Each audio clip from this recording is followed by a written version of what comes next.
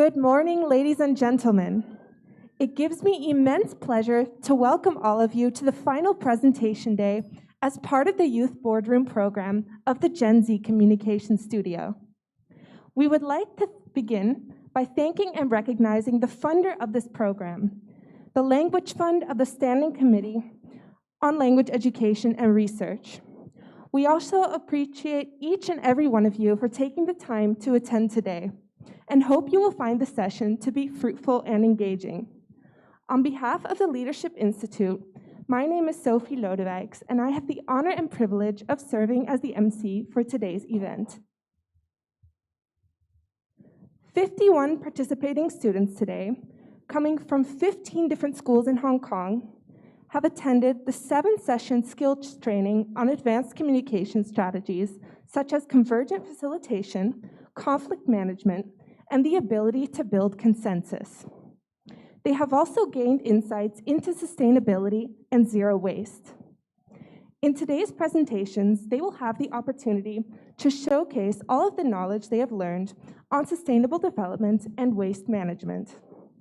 The focus questions driving today's presentations are to identify the opportunities and challenges of achieving zero waste, and to determine how we can work together towards zero waste.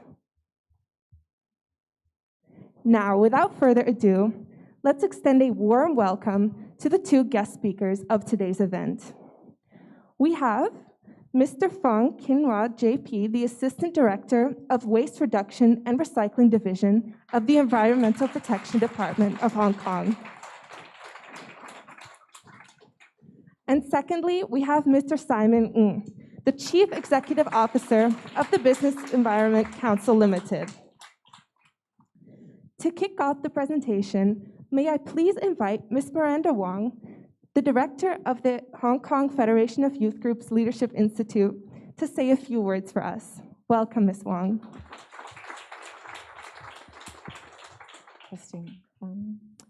Good morning, Simon, Mr. Ng, our audience watching live broadcast, and our young boardroom members sitting here at this historic site. Good morning.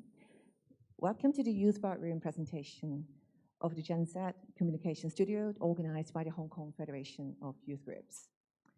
So have you had your breakfast this morning? Okay, so I'm not going to ask you what you had because I haven't had my breakfast. But take a few seconds to think about what kind of waste you may have produced. Perhaps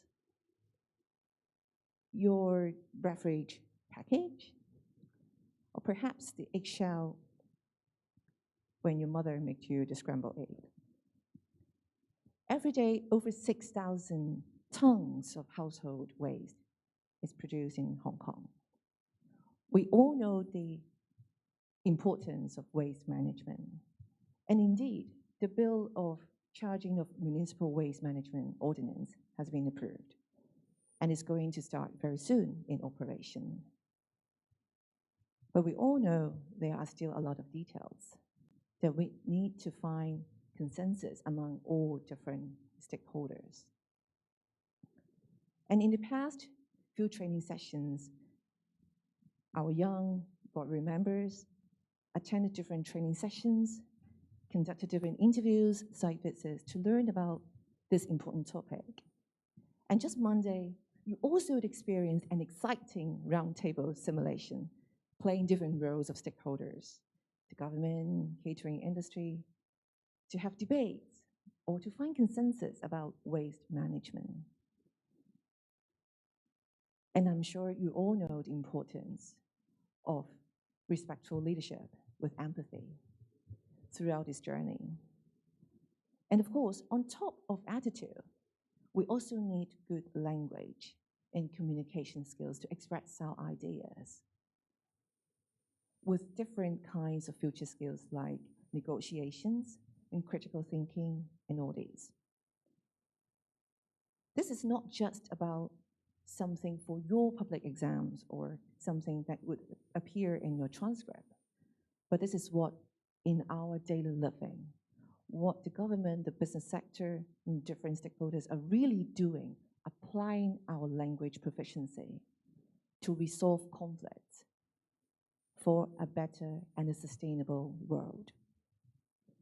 And so, this is the reason why the Hong Kong Federation of Youth Groups initiates this pioneering project to bring you in to learn about public speaking in connection with real social issues. And so that when you go back to your school, when you go back home, when you go back to our society, you could also find something you're interested in and make use of your good attitude and language skills to find consensus with a mindset of collaboration. And to end, I must express my warmest gratitude to the Language Fund and also Scholar for supporting the Hong Kong Federation of Youth Groups for doing it together with our teachers and schools and of course our judges and all our trainers. And I hope you enjoy the whole journey. And I also look forward to listening your presentations with all your learnings. And thank you once again.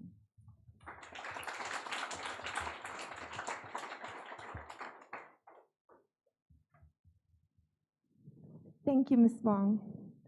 We will now begin the group multimedia presentations. We have 6 sectors present here today, which are members of the government body, catering business representatives, eco-activists, real estate developers, property management representatives, and recycling industry representatives. Each sector is represented by 2 stakeholder groups, which amounts to a total of 12 groups.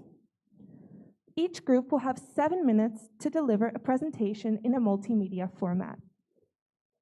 It gives me great pleasure to invite Group 1, representatives of the government sector, to deliver their presentation.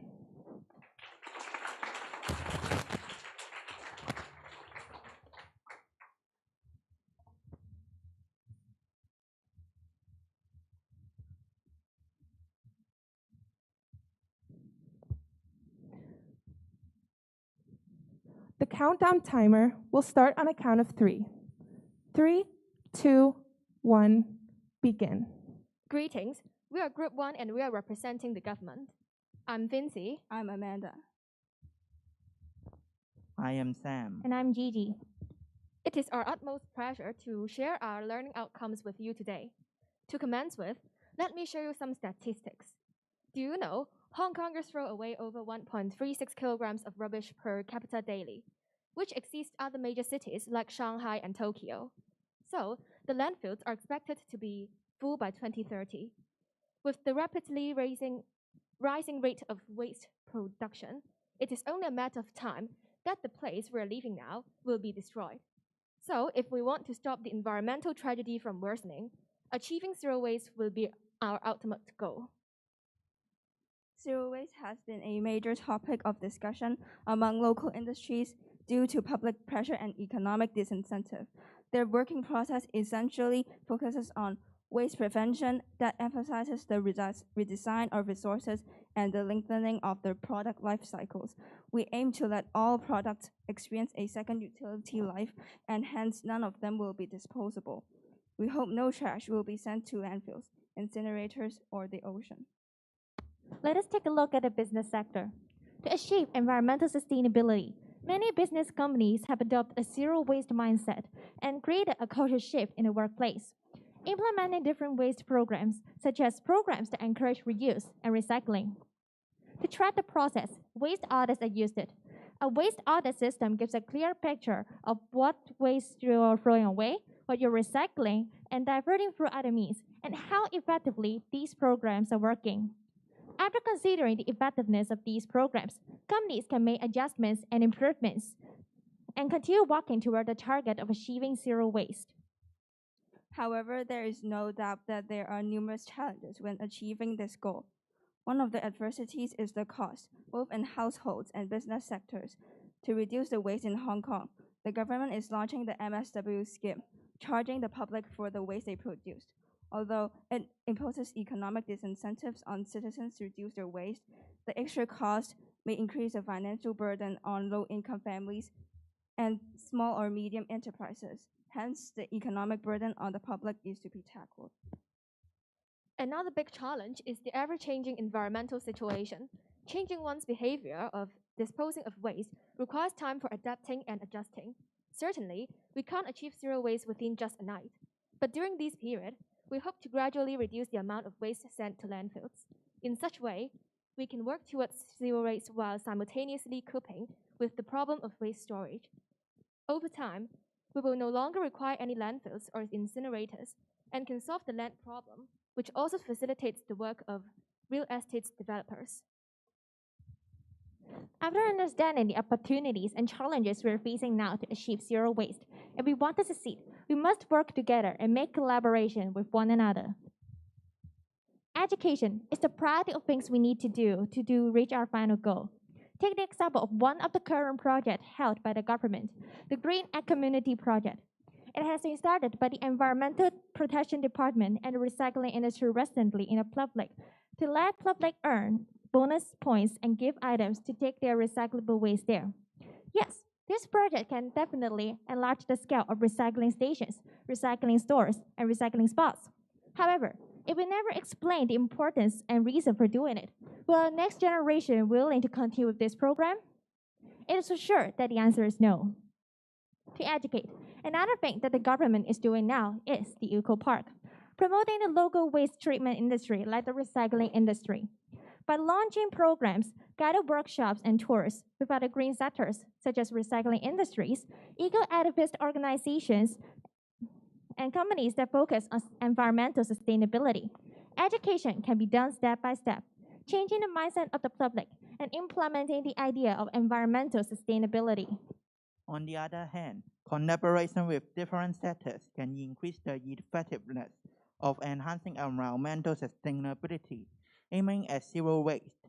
For instance, the government can provide funding for real estate developers and proper management to develop urban farming and rooftop farming. In addition, catering business can work with recycling industries, producing green utensils for use. Moreover, environmental activities can collaborate with the government, organizing and setting up some programs and events for the public to take part in and educate at the same time. To sum up, running towards the same goal, real sectors must work and collaborate to raise awareness in public and take real action. Besides, the behavioral changes of citizens are crucial. Some people may think that zero waste is impossible to be achieved in reality. There are several easy ways to head off. Starting with your shopping habit, you must understand the difference between needs and wants. According to research done by the Environmental Protection Department in 2020, food waste took the most significant proportion of landfills. So why don't we just order the approximate amount of food we need and produce less kitchen waste? We can actually just buy enough food from the supermarket instead of buying more than enough. We can all take action to reduce waste at the source. For example, look at this iPad protective case. It has been used for 2 years and there is some dirt on it. But should we throw it away directly, or we can clean it and continue using it? It's all your choice. Try not to throw away your waste at once and take a deep thought before you get rid of them. It just takes one more step for us. To reduce avoidable waste, it is not difficult to change your attitude towards waste from useless to useful. To conclude, both opportunities and challenges are present on our journey to zero waste. Thus, changes and actions from us must be taken. Small steps can lead to big changes. We could all start to make changes on our own and influence others by collaborating with different sectors at the same time. Let's start our first step today, working together to achieve environmental sustainability and zero waste. Thank you.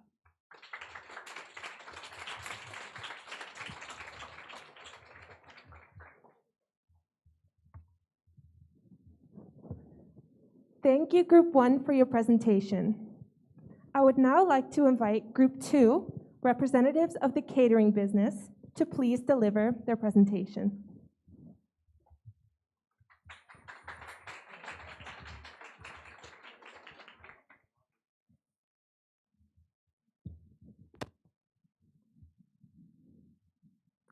Is Group 2 ready?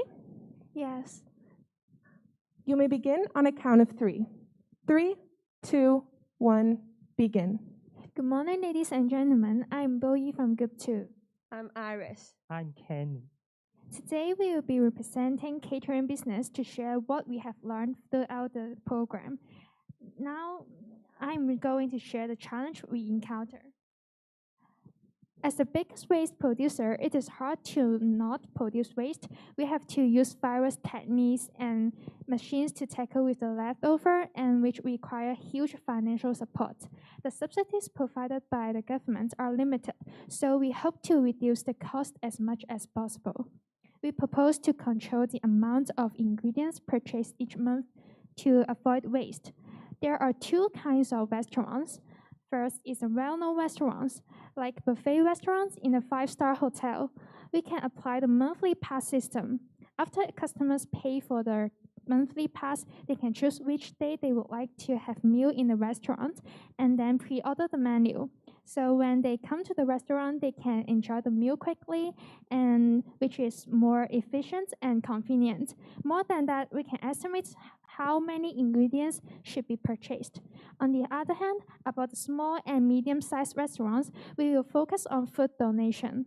The food left over every day will be packed in the reusable containers, which are distributed to homelessness or some solitary elderlies.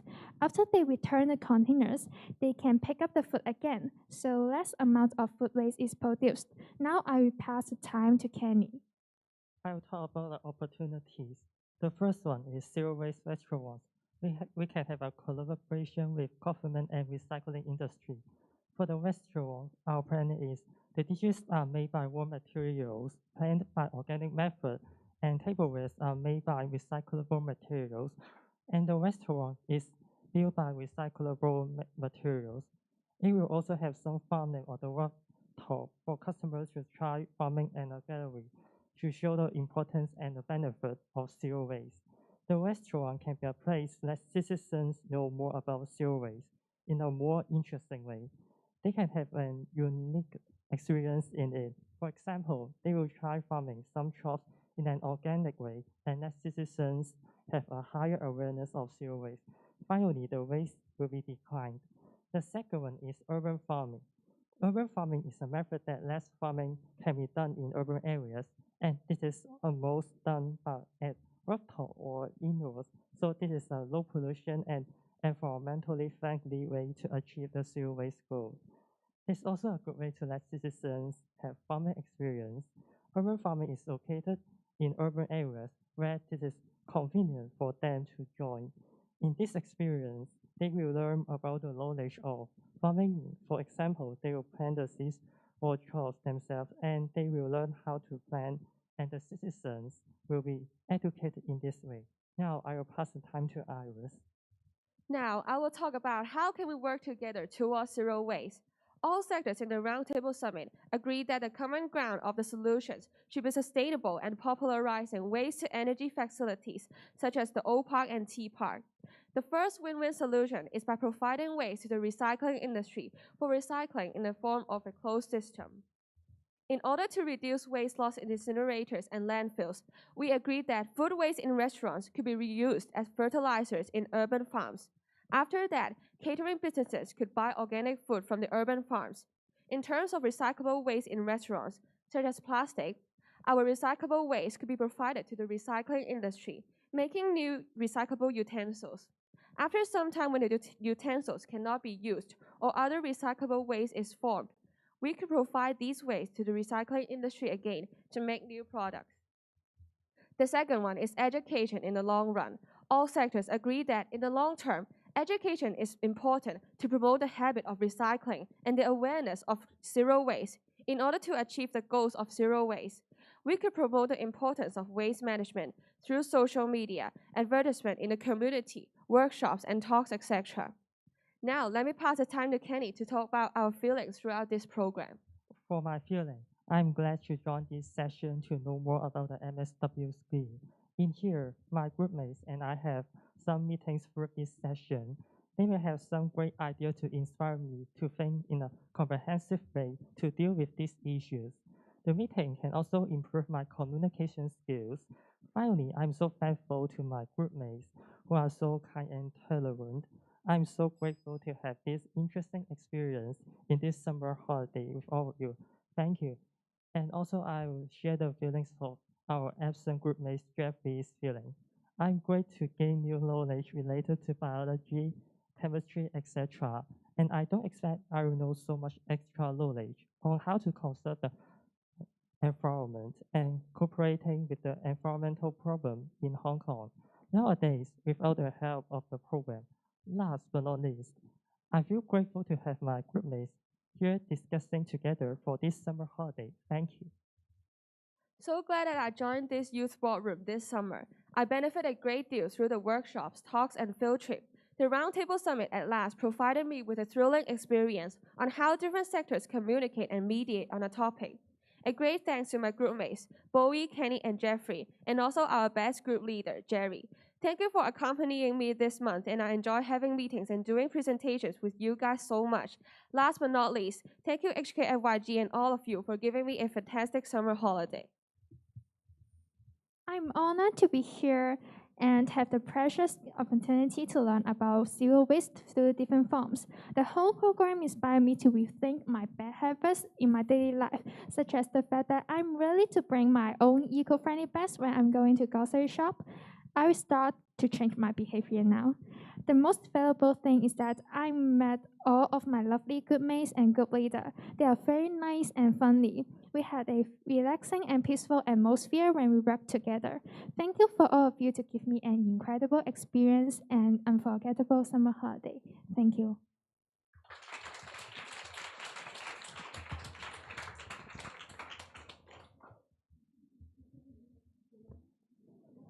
Thank you, Group 2, for your presentation. May I now invite Group 3, representatives of eco-activists, to please deliver your presentation.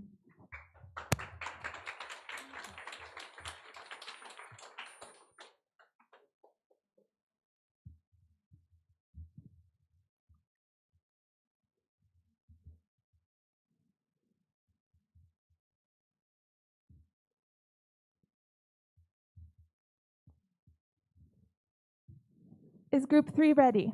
Yes. The countdown timer will start on a count of 3. 1, 2, 3, begin. Good morning, everyone. We are Group 3. I'm Paco. I'm Josephine. I'm Sunny. Today, we're going to talk about who we are, what we gained throughout the program, the challenges and opportunities in achieving zero waste, including detailed examples. And the last part of our presentation is the individual reflection. We are representing environmental activists. We advocate for green policies and eco-friendly moves for different stakeholders. We aim to raise public support for environmental protection and to build a sustainable, clean, and green planet by offering suggestions on green policies. In the thematic training session, we've learned how serious the waste problem is. From this picture, you can see the quantities and percentage share of municipal solid waste. The land shortage of Hong Kong is actually more serious than the other major cities. All of us are living on the planet Earth. Earth is our home. None of us would like to see the rural areas and the ocean filled with garbage. We should work together to save the Earth, save the environment, and create a better future.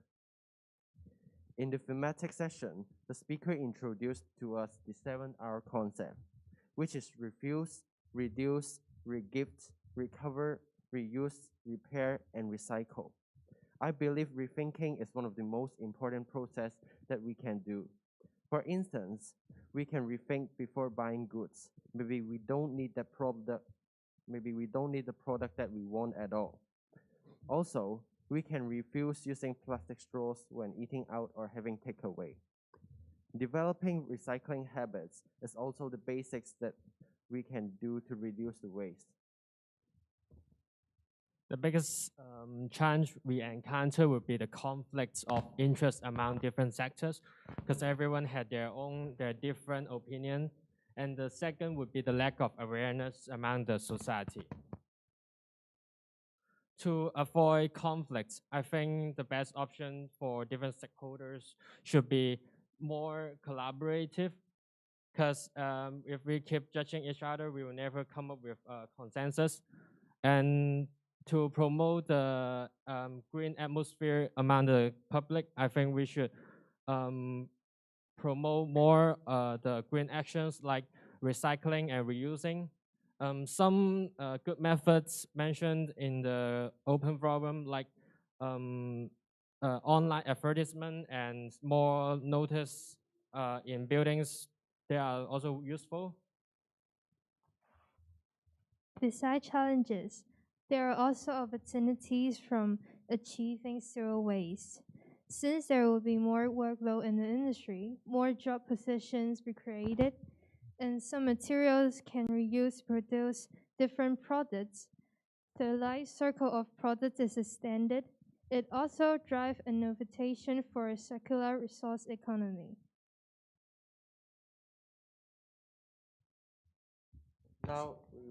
Now we would like to give an individual reflection.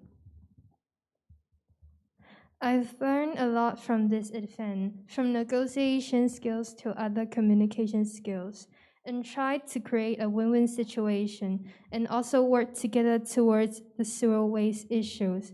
I also got many ideas and solutions from this topic from other groups and also my group mates. I recognize more environmental problems that we are facing right now and the solutions of these problems.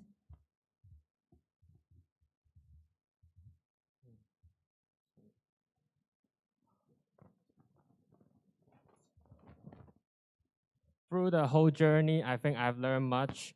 I was afraid of public speaking, but now, through all those sections I've been through, I think I'm now be confident enough to speaking at the public.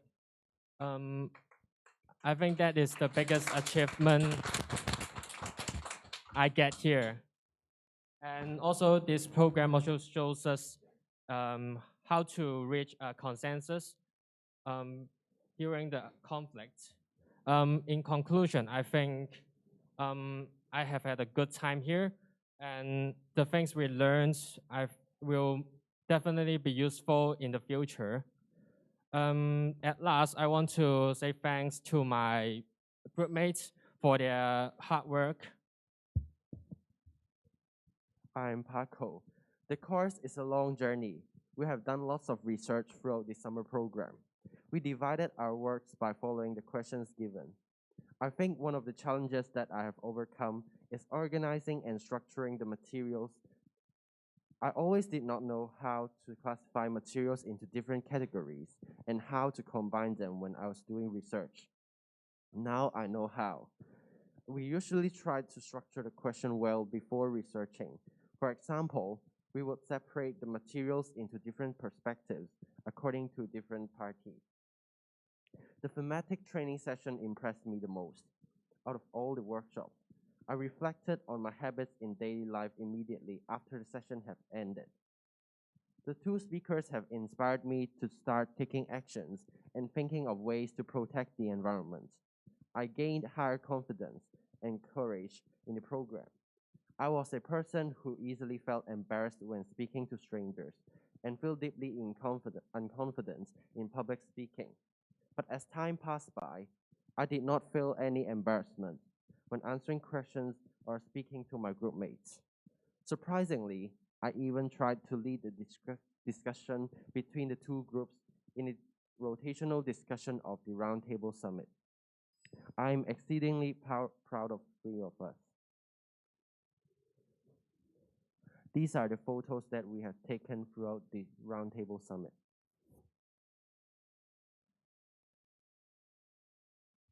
Thank you.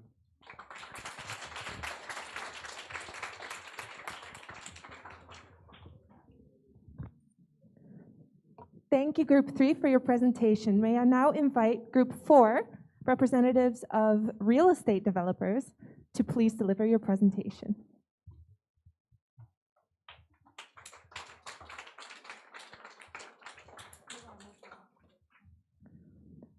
Is Group 4 ready? Yes. The countdown timer will begin on a count of 3. 1, 2, 3, begin. Good morning, Mr. Fong, Mr. Ng, owners, guests, and teachers, students.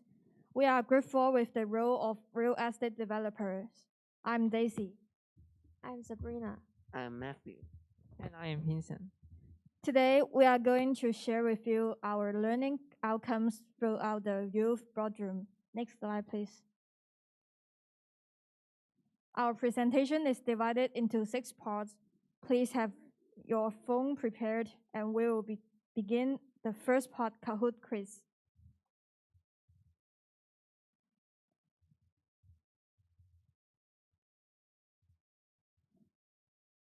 Do you know real estate developers and their work well?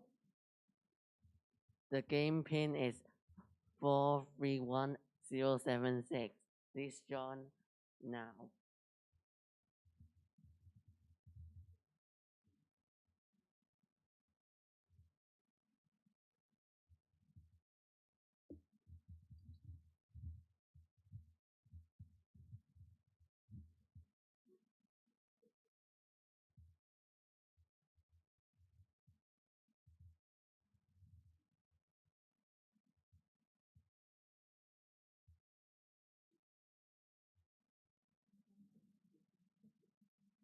I think we will have enough people to start now. Let's start.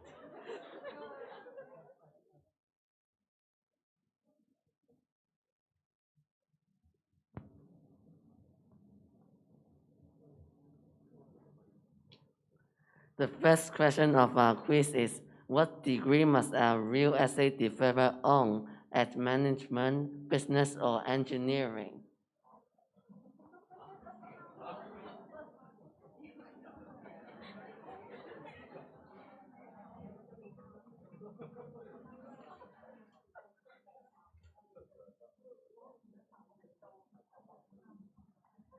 And the answer is bachelor's degree.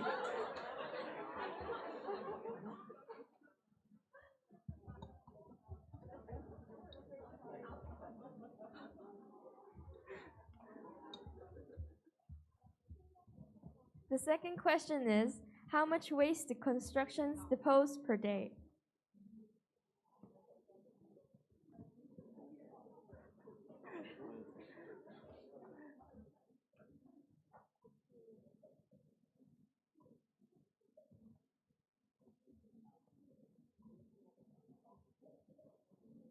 The answer is 4,000 tons, which accounts for around 20% of total waste received.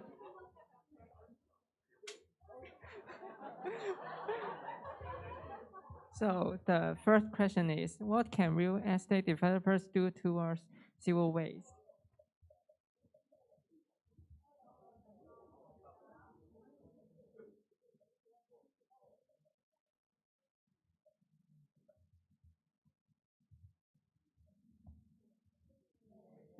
The answer is all of the above. As a real estate developers, we are also working hard on waste management.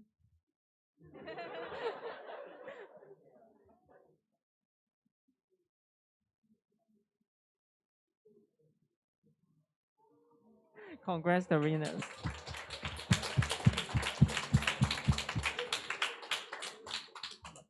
After having a basic understanding of our sector, we are going to tell you the difficulties we have to tackle during the boardroom.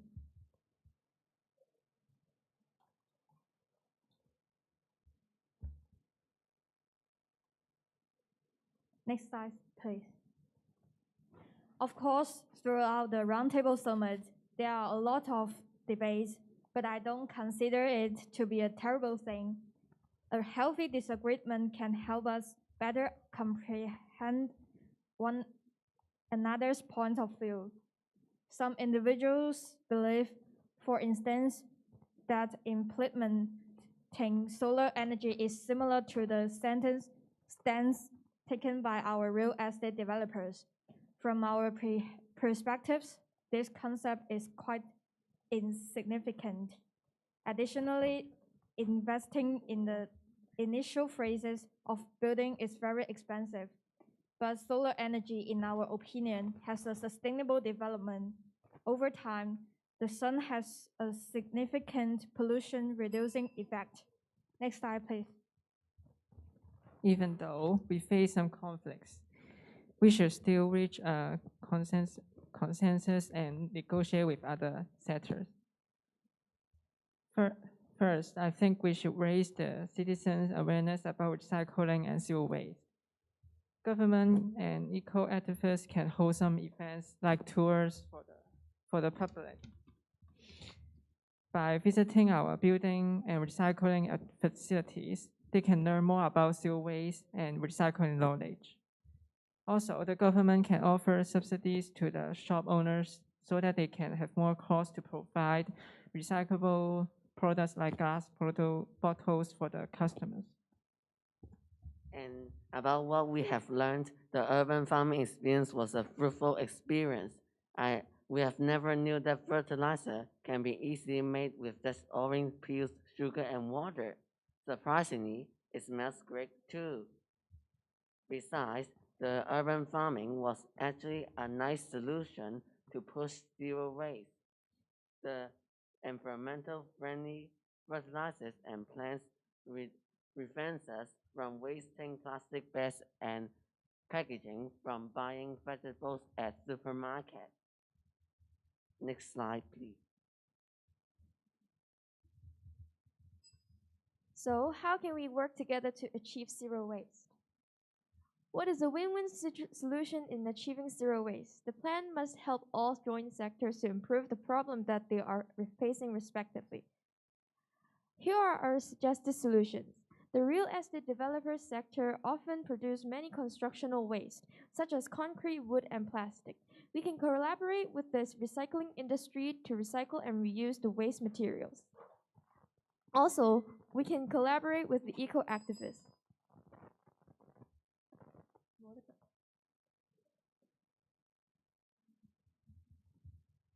This is our end of our presentation. Thank you.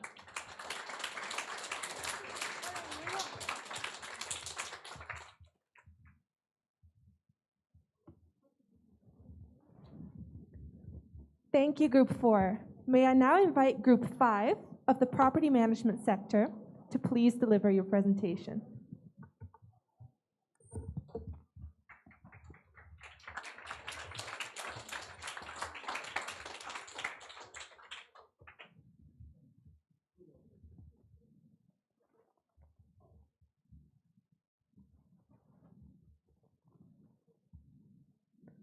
Is Group 5 ready?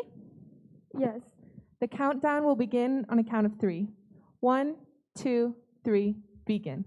Good morning, everyone. Imagine in the next 20 years, nothing is done to minimize the amount of waste. What will happen? Plastic ocean? The ecological chain being destroyed? Well, it might be more serious than this.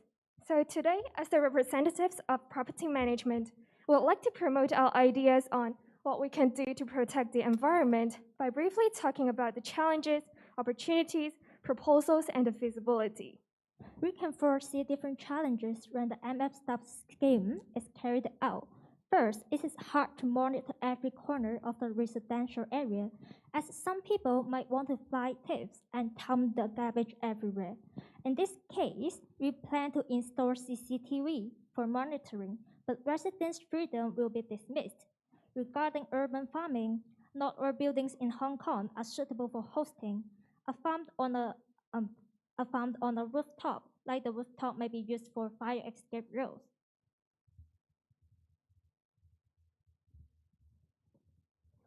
We as property management representatives have different ideas for educating different generations to improve the situation.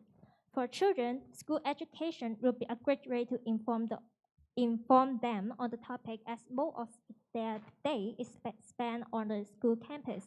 For adults and older generation, we believe advertising on television will be a more effective way, since the older generation prefer watching TV shows.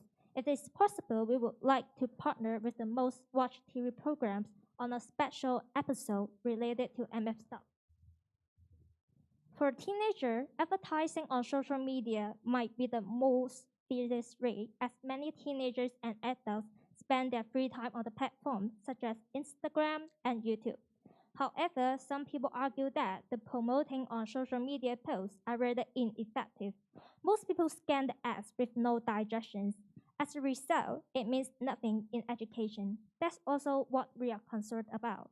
Therefore, besides social media posts, we will promote different ways like TV ads and workshops. For opportunity, there are several common grounds we found with other sectors. For instance, real estate developer and we agreed having responsibility for running the MSW scheme. We can organize events together, such as holding a secondary market to encourage residents to reuse their stuff and reduce waste. As many second-hand stuff can still perform the same function as new things and extend product life. Besides, we decided to provide a more convenient platform for residents to do recycling, like tri-color recycling bin at the lobby, with a convenient recycling bin location and more recycling bin. It can drastically increase the recycling demand of citizens. Moreover, we will collaborate with eco-activists by inviting them to be the speaker in workshops and talks for the MFW scheme to promote waste separation and recycling. Furthermore, in previous lesson, we learned how to decompose the organic food, like using the orange peel to form enzyme and become fertilizer and detergent. Also, food waste can be upcycled. For example, onion peels can be ground into the powder for seasoning, so we can reduce our food waste through these two ways. Further, in order to build up a circular economy, our group has come up with a plan called Plan to Future, which will be implemented during the transition period of the MSW charging scheme, as this would definitely be a motivation for households to reduce their cost of throwing waste. We decided to collaborate with the government and eco-activists to build a simple local green vegetable garden network so as to encourage teens and adults to know more about organic waste and how to reduce their household waste. The scheme will start off the preparation and education stage. We would like to ask for subsidy and promotion opportunity from the government and sign up for the food housing estate area principle to put composting machine in the housing estate area. In the process of the setting up plant, we plan to ask for operating suggestion from expert of eco-activists and other social enterprise in order to make a much more professional and effective urban farming area. For educational purpose, we would invite eco-activists to visit the housing estate and hold educational talks on how to plant certain crops or make organic fertilizer. After the preparation, residents can start their planting. They may make use of the rooftop areas of the building or just plant in their own home. Seeds will be provided to encourage root practice.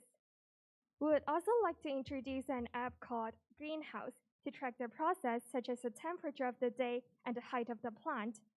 It also includes some tutorials about farming based on the data users provided and up-to-date information about the MSW charging scheme. If they join the operation of the farm or water the plant, they will earn credit points as a motivation.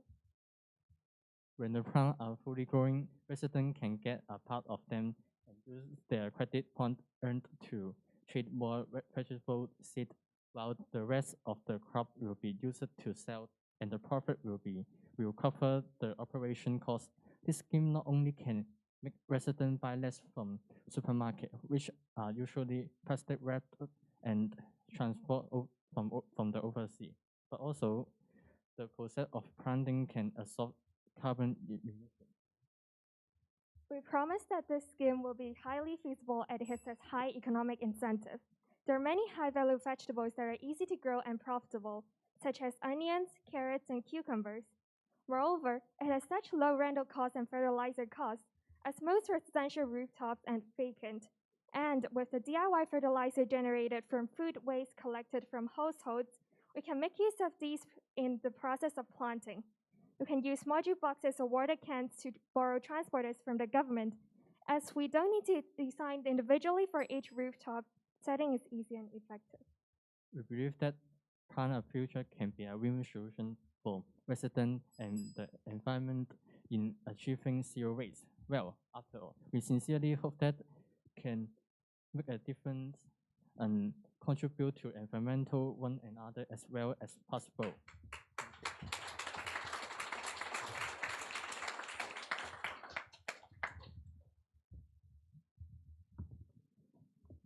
Thank you, Group 5.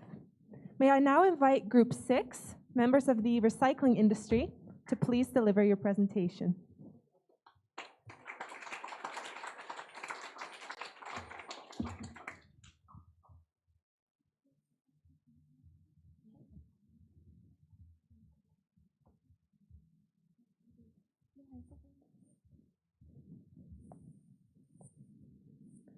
Is Group 6 ready? Yes. The countdown timer will start on a count of 3.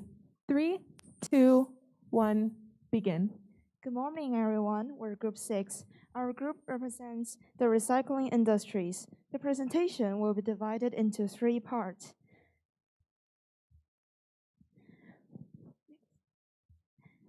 For our role, I can tell that we play an essential role in MSW charging schemes. We manage different types of urban waste in residential, commercial, and industrial.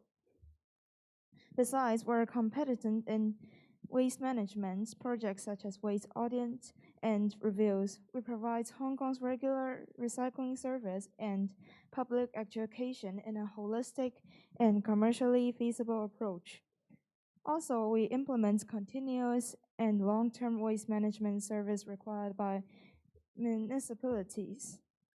To achieve zero waste, the recycling industries have been integrating research and development and using frontier technology in this field, developing upstream waste sorting and separation collection for more and more efficient recycling and treatment is what we have been striving for.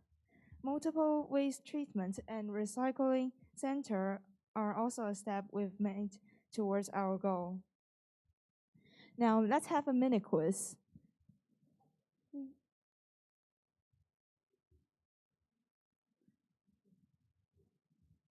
And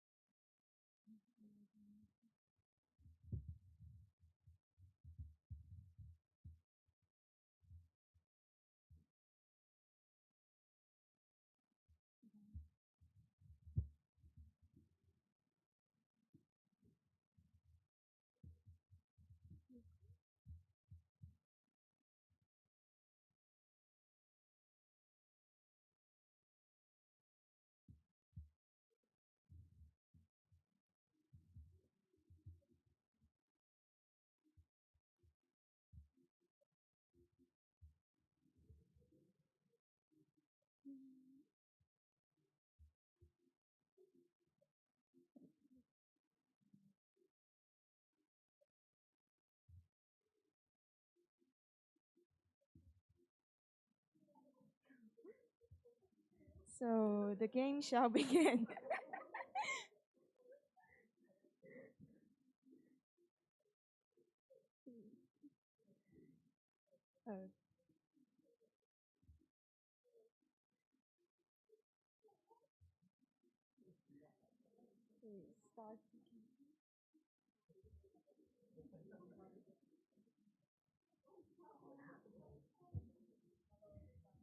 So we can start the game now.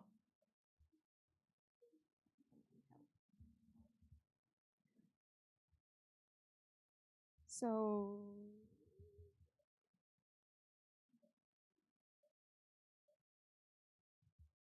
the first question in this quiz is, in 2022, how many kilograms of waste will be thrown into landfills per capita per day?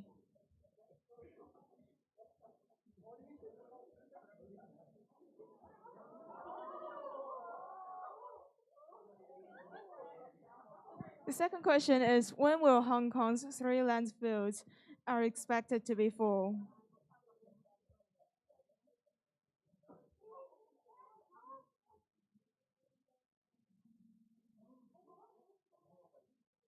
And the third question is, what is the major component of MSW?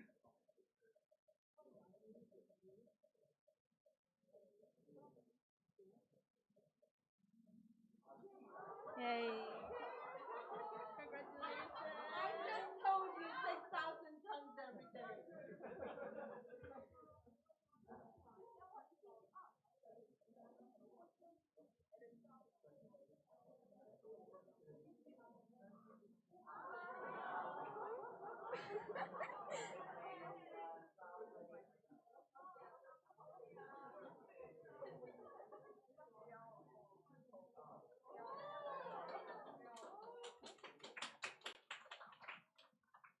Congratulations. Okay, so next we'll be talking about the learning outcomes from the previous trainings. So basically, we've discovered a few major common grounds between the stakeholders. Firstly is the cost. Like, we know that pushing forward eco-friendly activism costs like a lot of money, but then we all agree that like as long as the fundings from the government is enough, we're actually willing to contribute. And secondly is the reputation that is also another means that can cover our extra cost. And last but not least, like despite our different roles as different stakeholders, we do share equal responsibilities as citizens to achieve equal friendliness. So we'll be talking about the basic plans of our collaboration. But before that, just a very quick survey. Like, how many of you here have the habit of using recycling bins?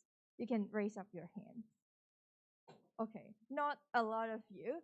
So we've noticed this problem, and we've like figured out 3 major reasons of that. And basically, most people are not aware enough of the problem. So in light of these concerns, the different stakeholders are striving to achieve the common goal together. And this is this is the brief overview of our collaboration. So we have the government to fund our different sectors, and then we also have other stakeholders cooperating with us, the recycling industries. For example, we have the catering industries that can collect utensils for us to recycle them later. And the property management has also agreed to set up more recycling bins in the private estates. And lastly, the eco-activists will be educated to push forward the entire plan. So this is basically our presentation, and thanks. Thank you.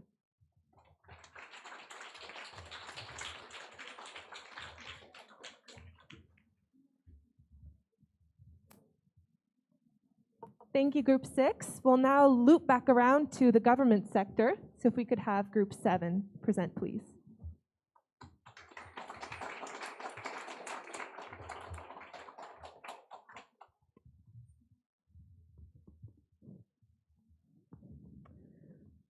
Is Group 7 ready? We'll begin in 3, 2, 1, begin. Good morning, everyone. We're Group 7 representing government. We're happy to have a presentation here and share our thoughts. I'm Cecilia. I'm Agatha. I'm Justin, and the person in the video in the presentation is going to be Samuel. Now let's start our presentation.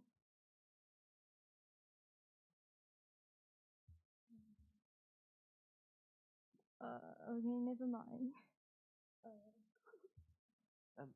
There is an emerging waste management crisis in Hong Kong as landfills start to become saturated. There is a desperate need to keep the situation controlled. That's why we need to achieve zero waste. Zero waste is a set of principles focusing on waste prevention that encourage redesigning resources life cycles so that all products are reused. It is to avoid sending trash to landfills, incinerators, or the ocean.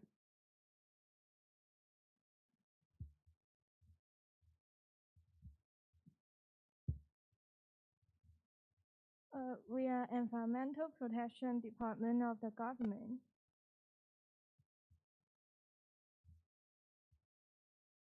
Before we start, let's do a quick round of yes or no questions about MSW charging scheme. The first question is, only householders are charged under the MSW charging scheme. Raise your hand if you think it is true. 3, 2, 1. Okay. The answer is false because the industrial and commercial sectors are also charged. The second question is, toxic chemicals are not a type of MSW. Raise your hand if you think it is true. Okay, let's go through the answer. The answer is true. They are fall under a separate category and are dealt with differently. The last question is that this mascot is for the MSW training scheme. Raise your hand if you think this is true.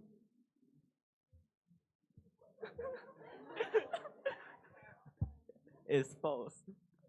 Let's continue with today's presentation.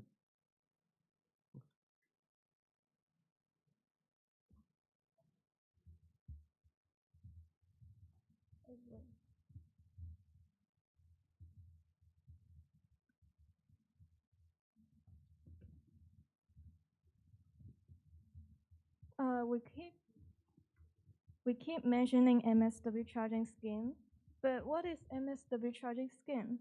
MSW charging scheme is people charge on how much they waste, which is charging for the size of the decided bag and the weight.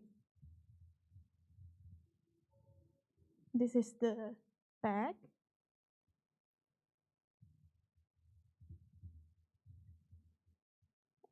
The best of a household and the industry's waste disposed will be subject to a gates fee based on its weight. You might be thinking, what do we want to do with MSW charging? MSW charging schemes aims to drive behavioral changes and promote waste reduction and recycling in the community. By recycling the generation of garbage, people can save money and resources.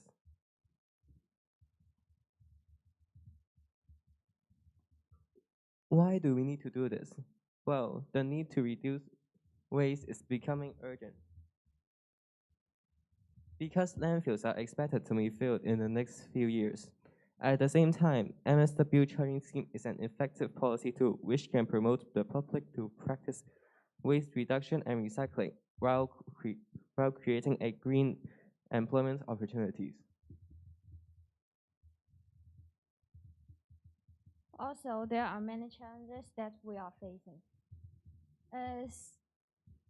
First, the resistance and the limited time and the economical impact.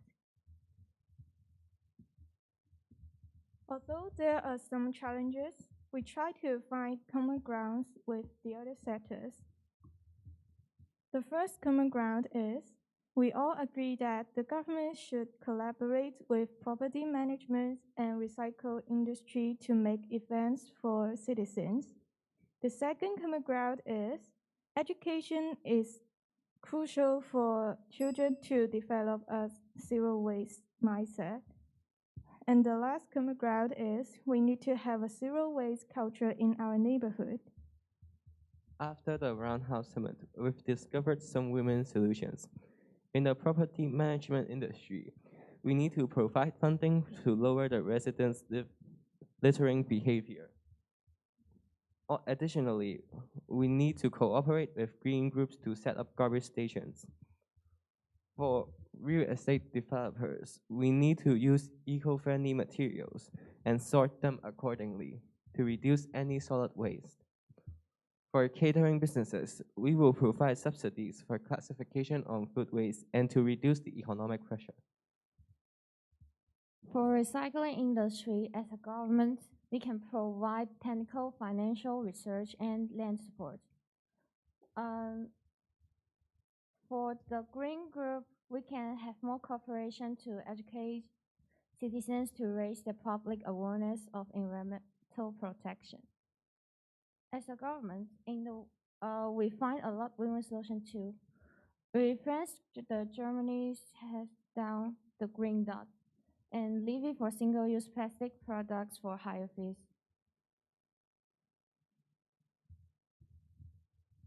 During the participating, we've learned a lot.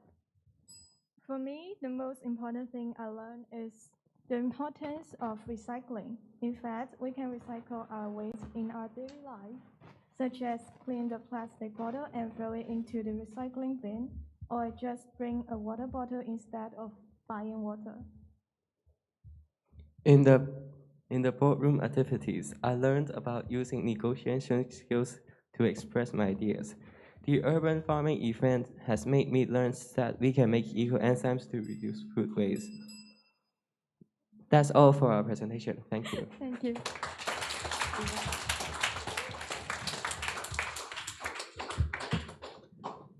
Thank you, Group 7. May I now invite Group 8 of the catering business to please present. Thank you.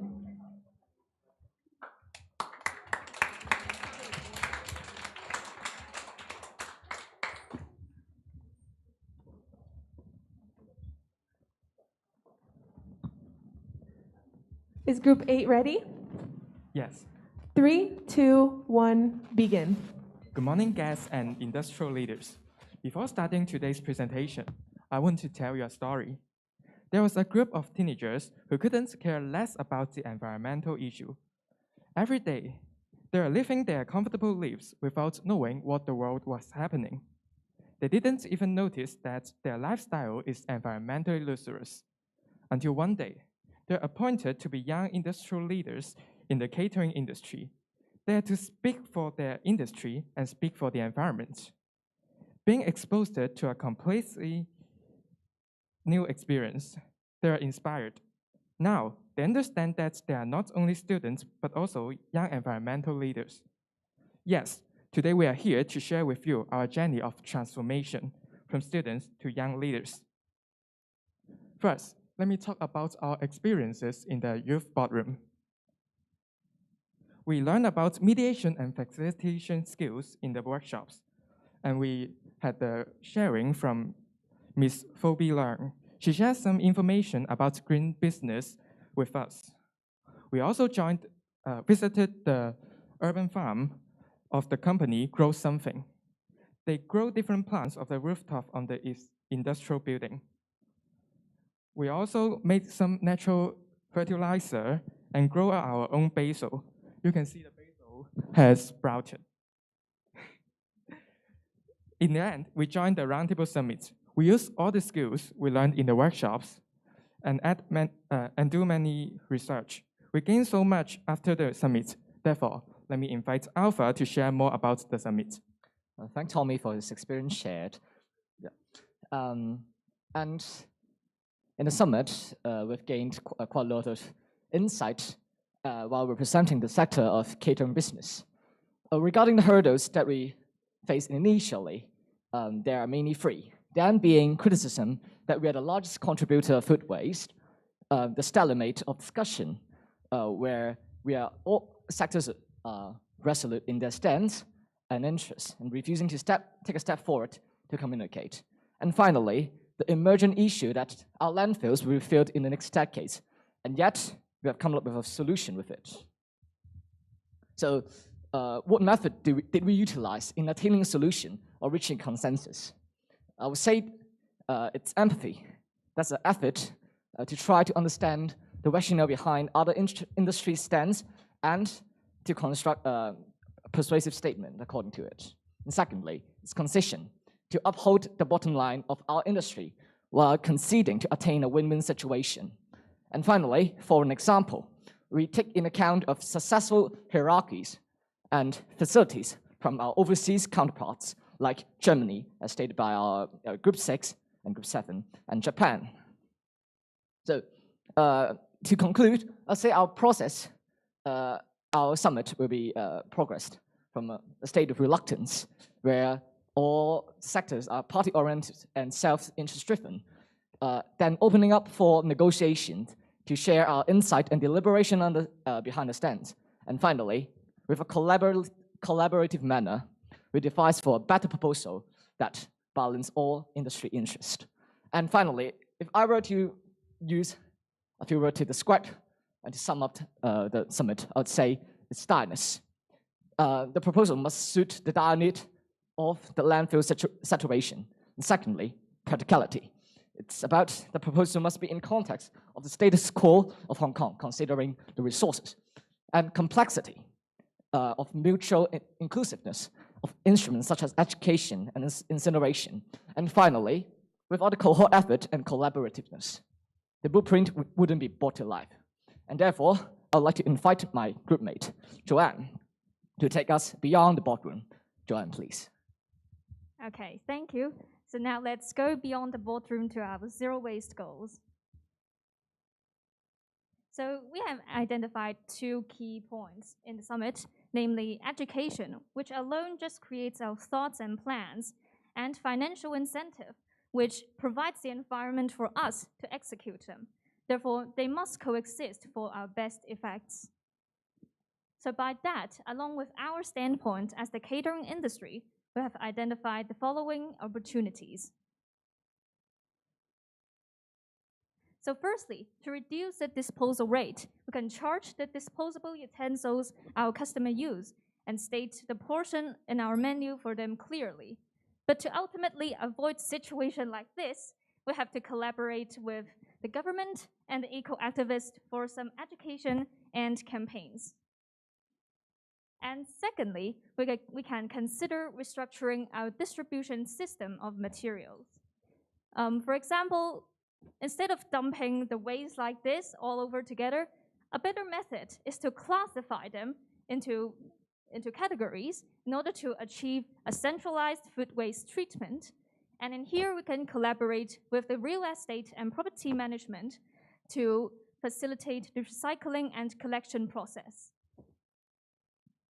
And thirdly, to reduce our reliance on landfills, we can make use of the waste-to-energy facilities, which anaerobically digest our food waste into renewable energy and fertilizer, and creates a closed system, as shared by Dr. Christine earlier. So in here, we can collaborate closely with the recycling industry, and the whole plan can be boosted by eco-friendly government policies too.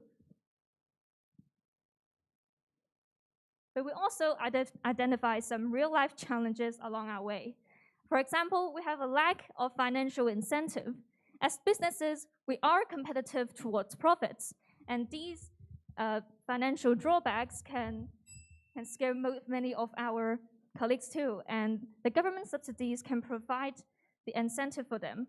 And we are also a large industry, which are hard to unite, and the abstract solution is to make recycling a normalcy in the industry.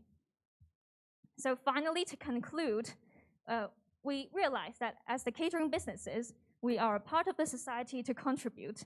In a holistic framework, if we start to redistribute our materials in the society, along with our education, we can reach to a social cohesion and give our promise of sustainable business opportunities and models in the long run.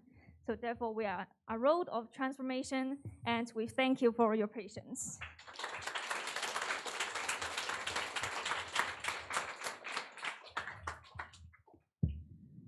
Thank you, Group 8. May I now invite Group 9 of the eco-activists to please present your speech.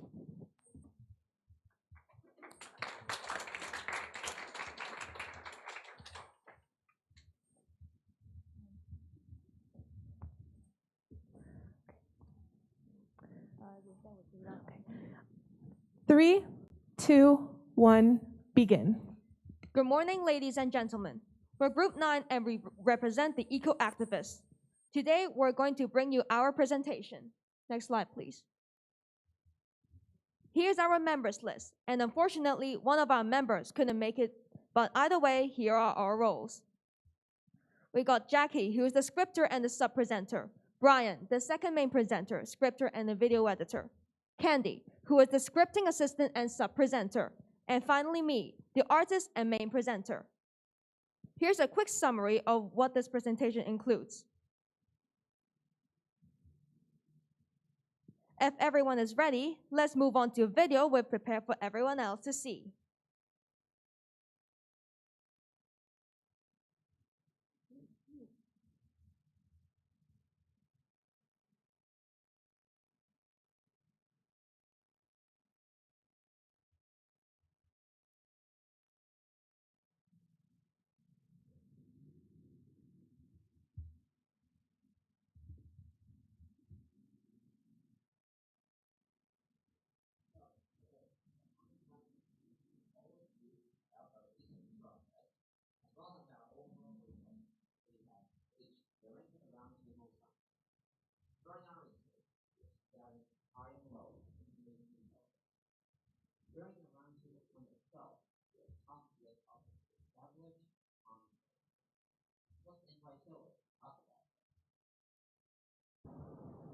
Though it was obvious conflicts would be formed, eventually I found opportunities to collaborate with different groups, such as the government, recycling industry, real estate developers, catering business, and the property management.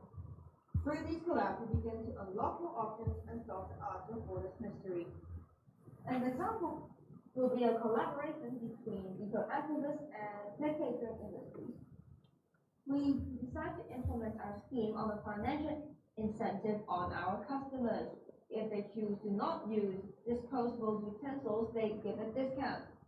Other than that, they decided to sell the food waste they have made to fertilizer companies and recycling industries so they can gain benefit from selling fertilizers to the general public. Thank you very much, Hillary. Isn't that exciting? And through these collabs we've established, let's talk about the opportunities and challenges. Let's invite Candy to talk about some of the opportunities we can see. Through all of these newfound options, we can now collaborate with different sectors, and that allows more support towards reaching for zero waste. With the help of the government, real estate developers, and property management, we can start to advertise and teach others to support and work for zero waste, as well as get proper funding and resources from the catering business and recycling industries. So much potential. Amazing work, everyone.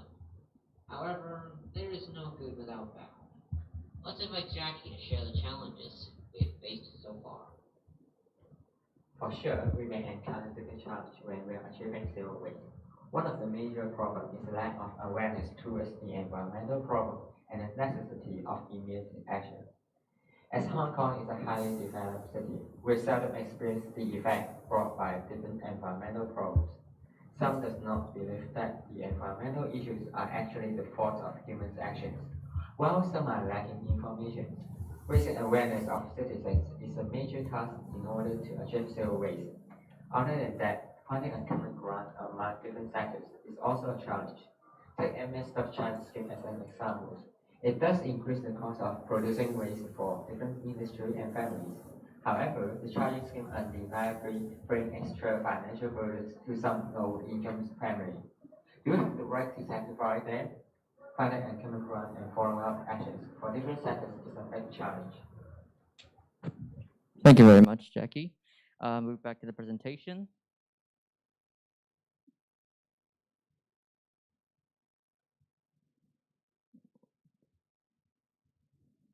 All right, so if you have heard what Jackie said, he asked us, what will you do when it comes to individuals who cannot afford to live with challenges we cause them? Can anybody volunteer to speak up? Come up with an answer. What do you think should be the answer to this question?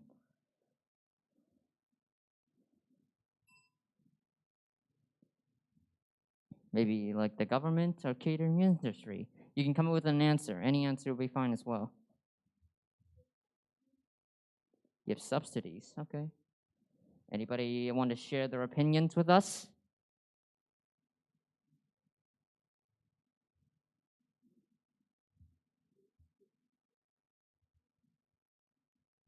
No worries. We expected you guys weren't going to be able to answer us. So let's hand it over to Candy. Okay, it's never mind. And thank you all for participating in the discussion.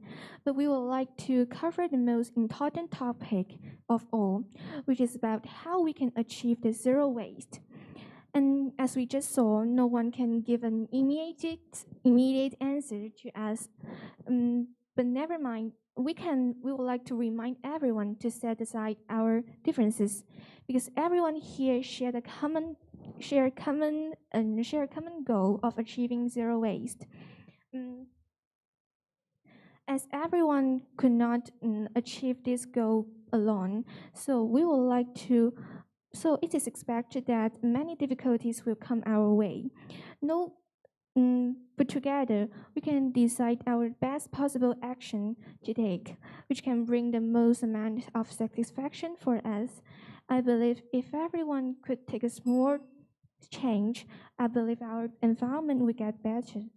And that's the end of our presentation. Thank you.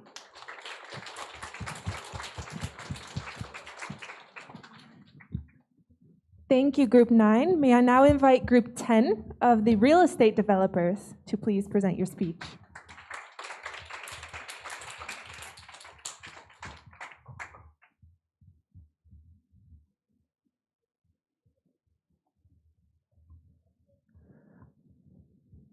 Three, two, one, begin.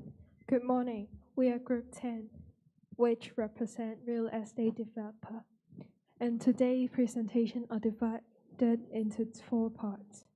And let me start with the first part, which is the challenge of achieving zero waste from a real estate developer point of view. What a real estate developer is most concerned about is how they need to take risk of the profit loss. As we all know, lots of construction waste are produced during the process of building a property. The production cost will be increased because of the municipal charging scheme, leading to profit loss. And the second situation would be the property price increase, since the extra production costs are put above on the consumers. According to the law of demand, there are fewer consumers on the market. As a result, profit loss. Besides, how a real estate developer help their employee to develop eco-friendly awareness is an issue. Although we can hold some talks and activities, but it is hard to make sure everyone has built the awareness of achieving zero waste and changing their habits. Lastly, technology in Hong Kong could be a challenge. In the previous lessons, we've learned that circular economy, which repair and reuse construction waste is our future to save the planet from overpolluted. Nevertheless, the Hong Kong's technology level is Hong Kong technology level efficient enough for the circular economy? I think it's not enough so far. And let's pass time to Jasmine. Us, as the real estate developers, our sector inevitably produces much waste, but we are willing to take on any opportunities to achieve net zero carbon emission and net zero waste. Firstly, we will uphold our corporate responsibility by promoting environmental awareness, which is by holding green events to the public. We will also engage in green charity work, such as hosting tree planting activities and regularly donating to charities which support environmental protection. Secondly, when designing the floor plan of the estate, us developers will take account to environmental elements in the building process, such as designing rooftop gardens, building green walls, and utilizing the area for greenery in order to achieve net zero carbon.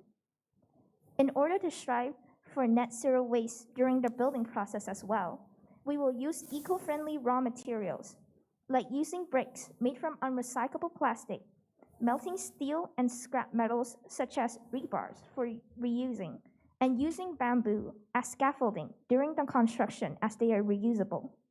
We will also set up specific waste disposal stations so as to not pollute surrounding areas with our construction waste.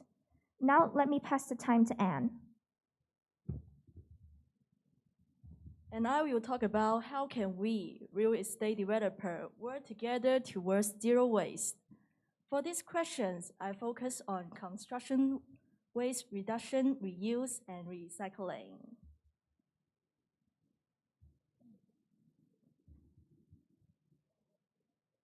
As you can see, there are two photos on this page.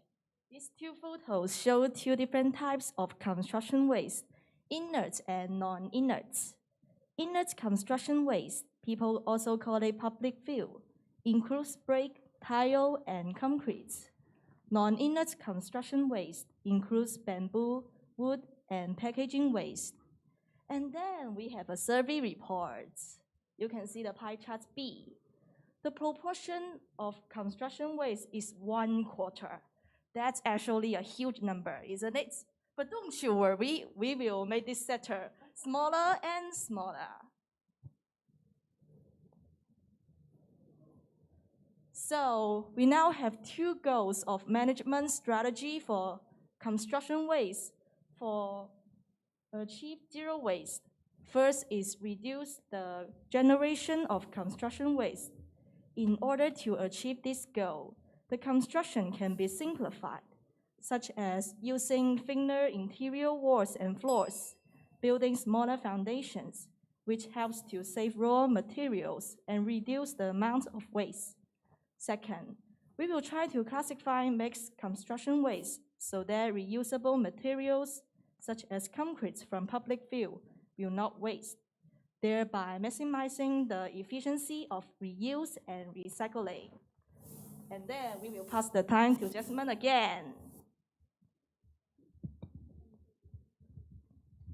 So far, we've talked about how us real estate developers could do to decrease waste production.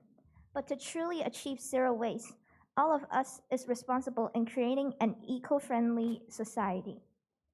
To achieve this, we can take it one step at a time. We can work with one another to organize small schemes that promote education in eco-friendly practices. For example, collaborating with schools to organize talks on eco-friendly habits, setting up schemes that promote lifestyle changes. For example, by setting up a reusable cup borrowing service, or even as simple as putting up posters that promote a sustainable lifestyle. These are only some small things that we can do, but I believe that this will definitely help contribute to creating an eco-friendly atmosphere for Hong Kong. This is the general direction we should take, instead of directly educating people on how to live a sustainable life.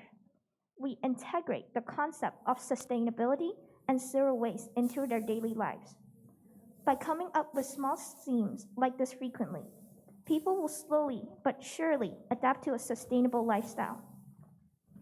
By providing an environment which facilitates eco-friendly habits and with the participation of users, we hope to create a better and greener place to live for Hong Kong people and its generations to come. Thank you.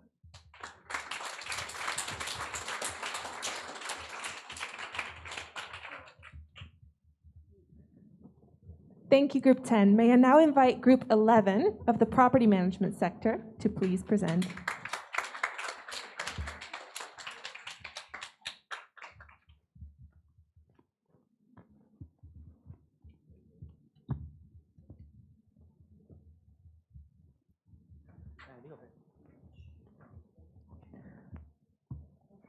Three, two, one, begin. Good morning, everyone. Good morning, guests. Good morning. Good morning. Good morning. All right. So we're Group 11, and we are representing the property management. All right. So as repeatedly told by each sector, today our theme is basically waste. And here you can see production, consumption, and discard. And basically, I think that when you talk about waste, you can just deal with it in these three stages. I mentioned it in the round submit, but then no one give a crap about it anyway. So basically, I found out that for the majority of the time, people, like everyone here, focus on how we discard our waste, for example, recycling, incinerator, etc. But actually, we can also deal with it in terms of like production or consumption. For instance, you can see the water bottle here, and there are some paper which is used to wrap the water bottle. And this somehow is a reason that disincentivise people from recycling, because you need to deal with it, you need to like take it off, etc. And this de-incentivize them. So the government can actually intervene in here, at least in the local enterprise, to tell them like, okay, you shouldn't do so. And on another hand, you can also deal with it, deal with the waste issue in terms of consumerism.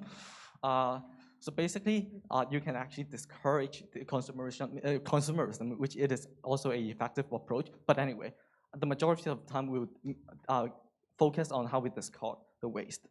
So the main flow of our presentation is, first of all, our journey. So basically, we will tell what we joined or what the activities that we have throughout the whole program. And between each program, what we learn, the opportunities and challenges we've identified to achieve the zero waste, and how we can work together towards zero waste. And now I hand the time to Hogan to talk about the activities.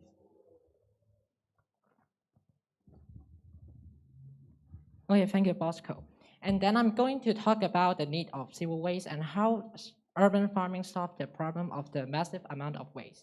I'm also like to briefly explain the need of negotiation and mediation in the communication process.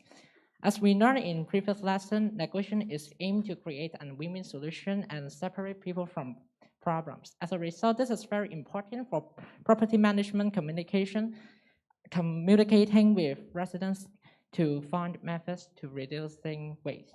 Through mediation, it can ensure both parties to keep calm. To continue talking about zero waste, the implementation of it is up to 3 things that we should concern. Firstly, the capacity of the landfill. I'm pretty sure that we all have seen the data from the PowerPoint.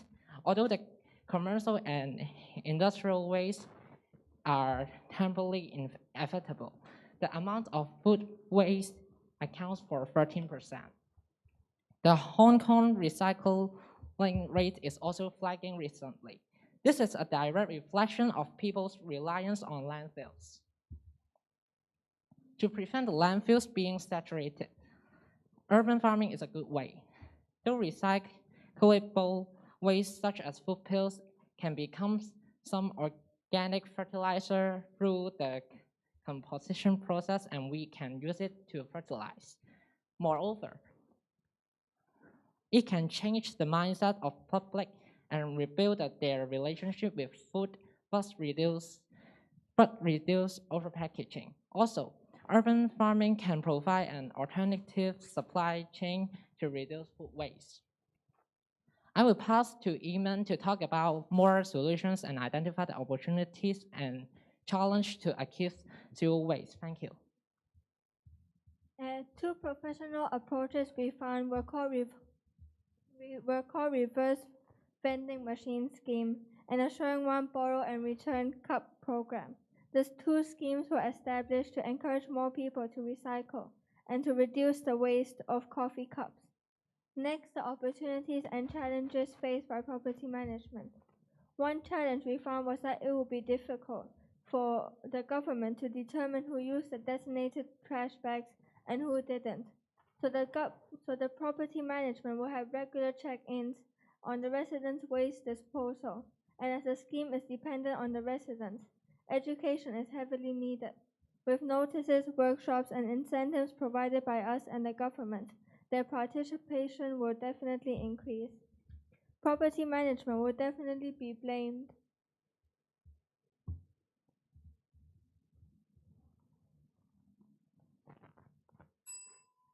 Property management will definitely be blamed for the lack of control on the residents' disposable habits. So in order to avoid that, positioning various recycling stations around estates and being a companion for the recycling industry will be helpful. Also, a collab with the real estate industry to incorporate urban rooftops into the blueprints will be the perfect solution. Now I'll pass the time to Ken. Okay, thank you. I will talk about the roundtable summit. There we have 3 main sessions and 3 main questions we discussed. I will briefly explain those 3 main questions. Most of the sectors or all the sectors thinks that education and promotion is very important. For we, property management can stick the maybe schedule or notes in the building's billboard so that let the residents see it clearly. For catering, they think they can have food donate some food waste to NGO. They may recycle it to some organic fertilizer. We can help them collect the residents' food waste and send it to some recycling industry. This is the technology that can solve that is the alternative solution to landfill in the next 30 years. Okay. The promotion in social media like IG and Facebook is an effective way to educate the community. But the cost is the most important problem. Thank you.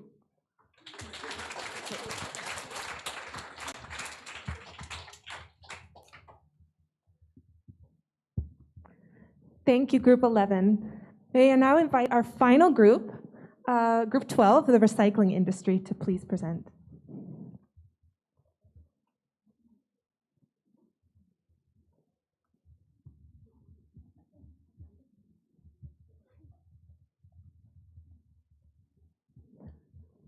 Three, two, one, begin.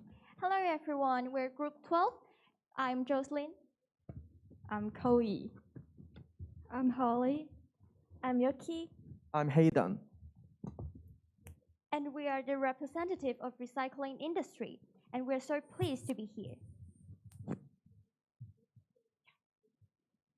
And here's the flow chart about what we're covering, and I'll be covering the first one and the second one. And I'll talk about what we have done. For this last 3 weeks, we have attended lectures, field trips, talks from the real estate developers or professors, and the roundtable summit. They were all incredible and always sending shivers down my spine. Also, we have learned how to start a mediation with a proper introduction. How can we reach a win-win situation by listening to both sides? And how does negotiation actually work? Learning how different companies achieve zero waste, setting recycle bins in office, encouraging people to recycle. Moreover, just like the RVM pilot scheme allowed us to recycle plastic bottles, I will pass to Koi and she'll be talking about the conflict in Roundtable Summit. During the Roundtable Summit, we note about some conflicts. Many people excuse government's lack of public education. It is difficult to raise the awareness among common citizens despite hard effort. Under the leadership of the government, we can consider collaborating with the Education Bureau to enable students to learn more about the environmental protection or renewable resources through projects so as to achieve a win-win situation for both environmental protection and education. Even green in districts also can cooperate with different community centers to hold activities. I will pass to Holly and she will talk about the common ground in the Roundtable Summit. Undeniably, it's utterly not easy to come up with a win-win situation with other sectors. But after a discussion with other sectors, we understand we all share a common goal, which is to achieve zero waste and make the environment more sustainable. Therefore, to collaborate with other sectors is more efficient and effective. For example, to collaborate with the catering business, in short term, we can provide biodegradable takeaway boxes utensils, etc., in order to reduce the usage of plastics and other non-dissolvable products. Also, to collect food waste and convert it into fertilizer, we can even gain financial benefits from selling the fertilizer. In long term, during the open forum, all sectors agree that it is important to strengthen the awareness of the public, and education would be the best way to achieve that. For instance, we can collaborate with the government and organize more talks, lectures, and workshops to educate the public in order to achieve the goal to strengthen the awareness of the public.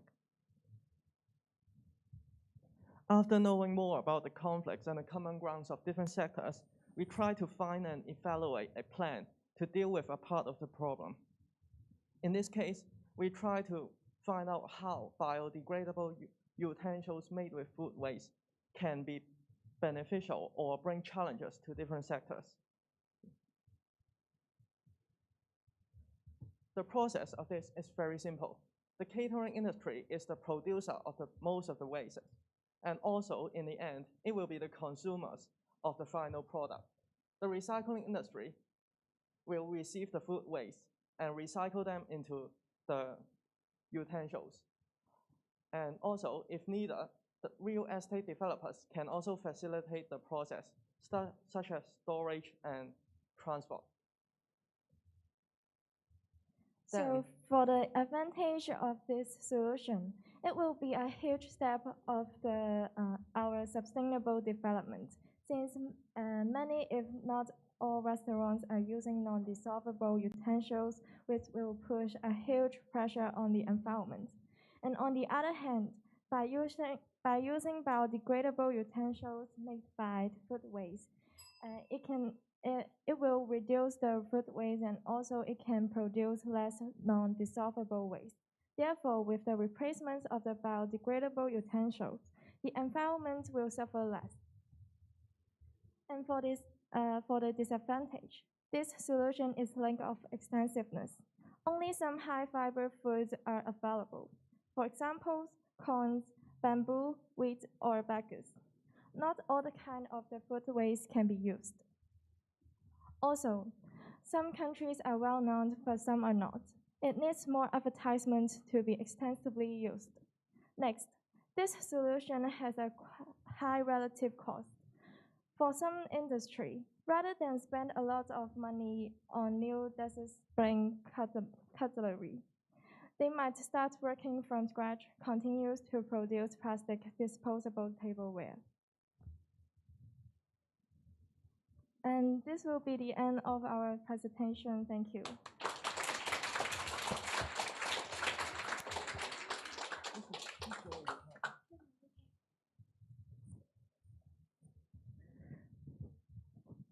Thank you, Group 12, and all of our other groups for your fantastic presentations today. This marks the end of our group presentations. So, ladies and gentlemen, please give another big round of applause to all of our wonderful presenters.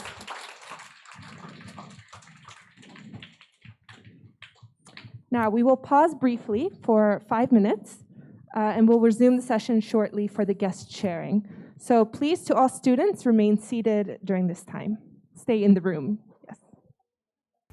The HKFYG Leadership Institute was revitalized from the former Fanling Magistracy, which was built in 1961. It stands as the first magistracy in the new territories, denoting its historical significance. Curated by our youth cultural ambassadors, the guided tours will take visitors through the conserved spaces of the Grade 3 historic building for free. Visitors may also stroll around the former magistracy guided by our customized mobile app. Through systematic and professional training, the Leadership Institute is committed to enhance the leadership skills of young leaders and nurturing their sense of contributing back to the community. For example, the Hong Kong 200 Leadership Project, English Public Speaking Contest, Financial Dialogue Series. Through revitalization and conservation, the Leadership Institute has transformed the former Fanling Magistracy into a well-equipped training venue while keeping its original features. It can also be used to conduct meetings, conferences, and business gatherings of various nature. including the Digital Debate and Speaking Chamber, former Court Number 2, former jail cell,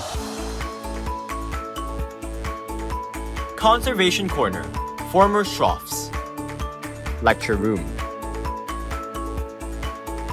The Leadership Institute also designs customized training for different organizations, including Hong Kong's first ever cultural detective team building game with the use of mixed reality technology, team building solving challenge jail cell, building team spirit through unique and meaningful trainings. The Institute also offers a one-stop solution for both training and accommodation with the brand new 2-story lodge which can accommodate 85 residents. The lodge has rooms of different sizes, ranging from 2-person room to 12-person room.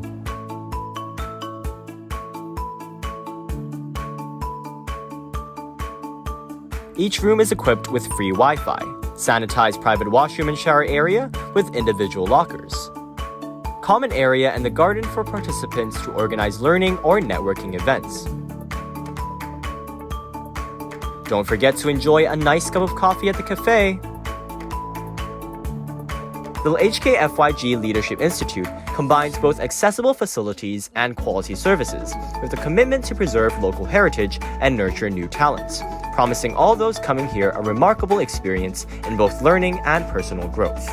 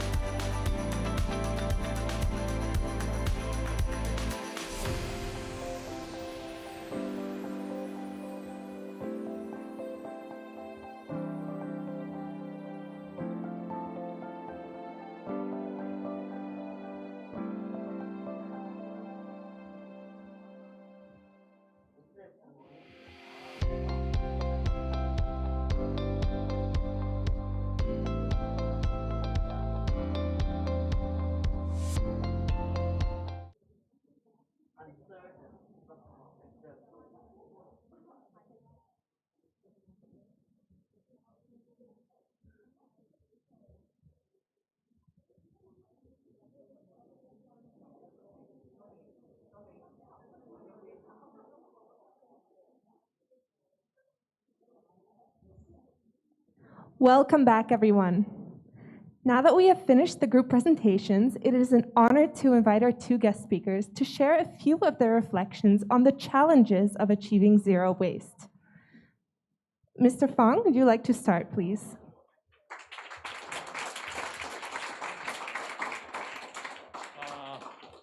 Again, good morning, everybody.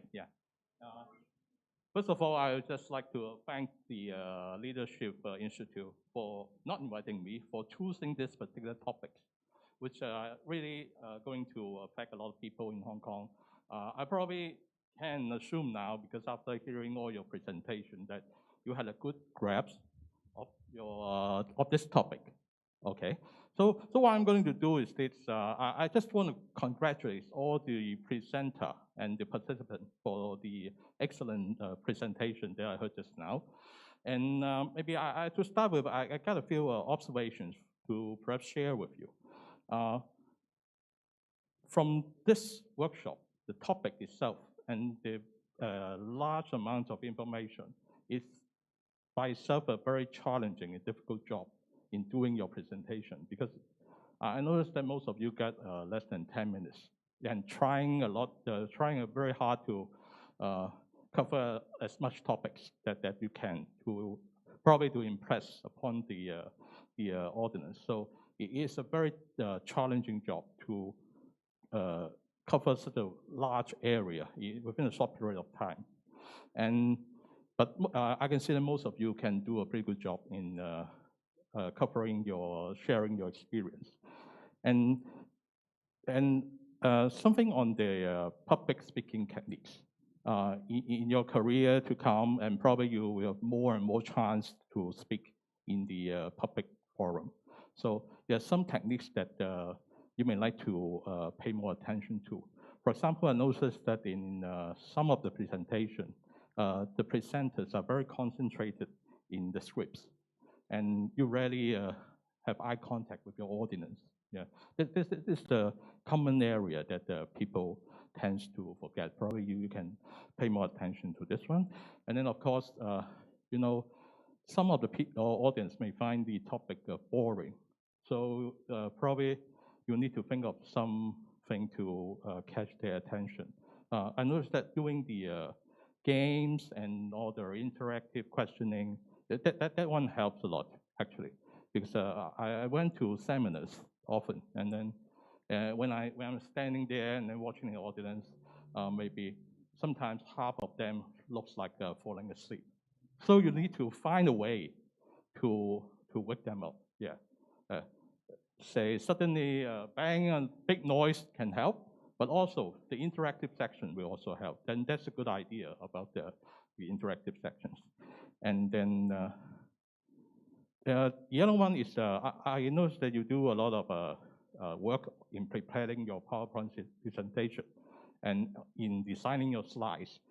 Just a bit of advice on when you are doing this is bear in mind that you only got a couple of minutes, and try to think what are the key messages you want to bring to the top to your audience.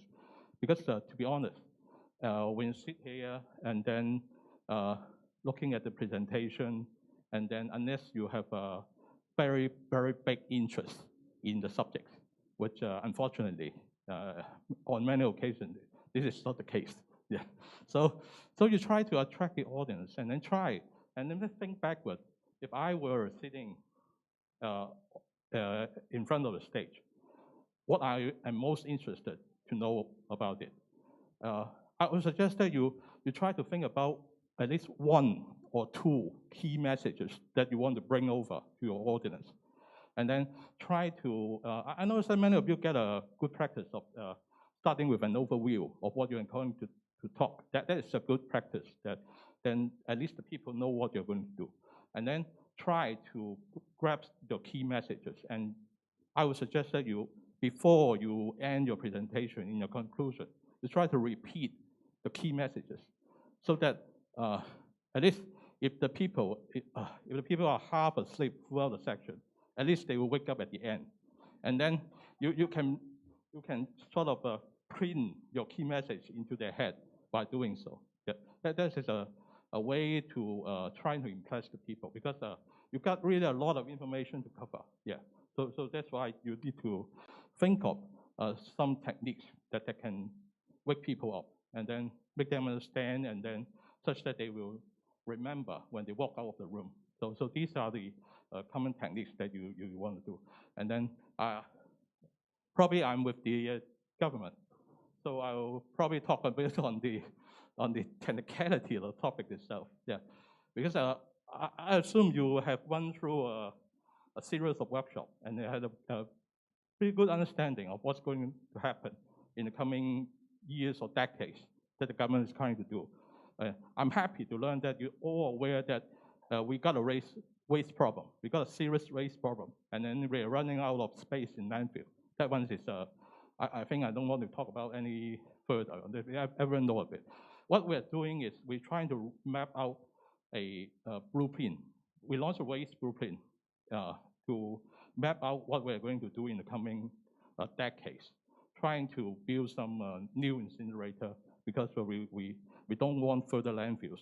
And then at the same time, we need to roll up some policy initiative, try to encourage or push people to change their way of life. And then there are a few key words that I have heard throughout your presentation.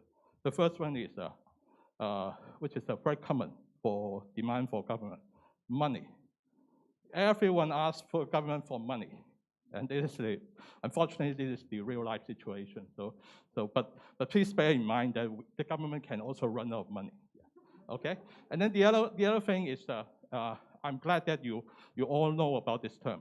The second thing that is more important is the behavioral change. Because nowadays, it's too convenient, and we need not to pay actually anything for dumping your waste, except, of course, your property management fee.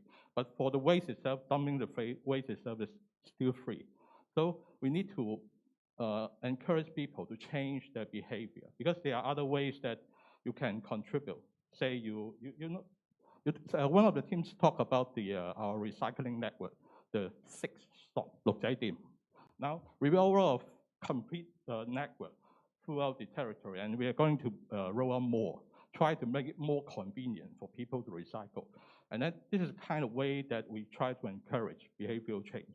And then the third one, which is also very important for students especially, and for this I'm thankful that the Institute chose this topic, because the public education, especially the education in the education sector, is going to help a lot.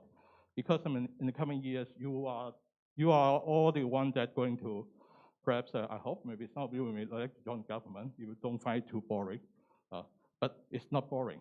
Now the government works very late at night. We don't have 9 to 5 working life anymore. Yeah, so it could be challenging, because we are dealing with a topic that's going to affect everyone. We need everyone to participate. And then we have to try to think about various policy tools and means to achieve what we commit in our blueprint. So it's going to be a challenging job. And then it's a very enjoyable morning. It's worth all the time traveling here. yeah. And I'm very happy that I can tell from all your presentations that you are very confident in presenting your ideas, and then I can tell you all enjoy the workshops. And I hope after the workshop, you can still keep an eye on the government, how we're performing, and at the same time, try to participate in the recycling and the behavioral change business, because that is going to be a new area and potential. One of the group mentioned about opportunity. It is going to be one of the areas we have future business opportunity, and we also have some employment opportunities arising from the pretty big change in behavior in the coming years to come. And perhaps with this, I hand over to Simon. Yeah.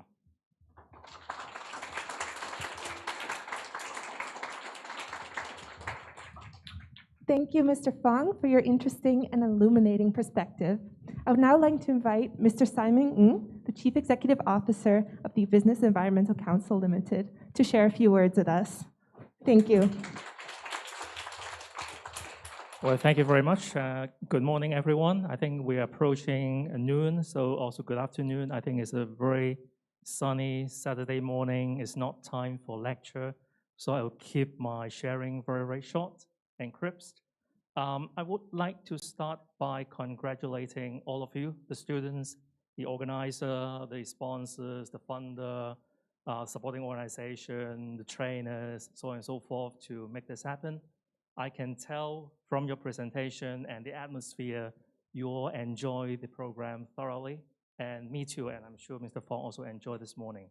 Now, thank you so much for offering this great opportunity for us, for me in particular, to come and do a short sharing with you. Waste, of course, is a very important topic, a pressing topic in Hong Kong. I think the government, not just Mr. Fong, but with his team and his other colleagues has been, putting together a lot of efforts to try to improve the situation, try to bring different stakeholders into the equation, get them to become the solutions and try to improve or reduce waste in Hong Kong. Now, in one of the group, actually, in the presentation, this gentleman started by saying actually what we call a linear economy. So starting with production, consumption, and then discard or waste creation. And I was expecting him to then say circular economy because that's the key word moving forward. That's an important concept.